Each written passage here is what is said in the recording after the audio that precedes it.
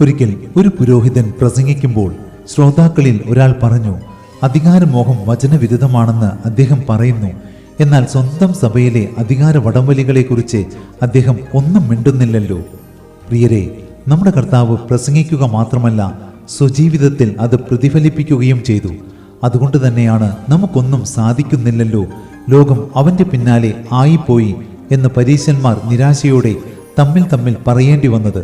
അതെ, അന്ന് പരീശന്മാരുടെയും പുരോഹിതന്മാരുടെയും വാക്കുകൾ ആരും കേട്ടിരുന്നില്ല.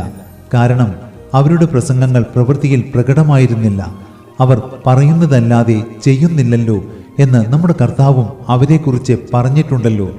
ആകയാൽ ഇന്ന് നമ്മൾ തിരഞ്ഞെടുക്കപ്പെട്ട രാജകീയ പുരോഹിത വർഗമാണെന്ന് നാം തിരിച്ചറിയുന്നുവെങ്കിൽ, അവനിൽ വസിക്കുന്നു എന്ന് പറയുന്നവൻ അവൻ നടന്നതുപോലെ നടക്കേണ്ടതാകുന്നു എന്ന വചനം നാം അനുസരിക്കണം. ഇനി അതിനുള്ള കൃപയ്ക്കു വേണ്ടിയാകട്ടെ നമ്മുടെ പ്രാർത്ഥനകൾ.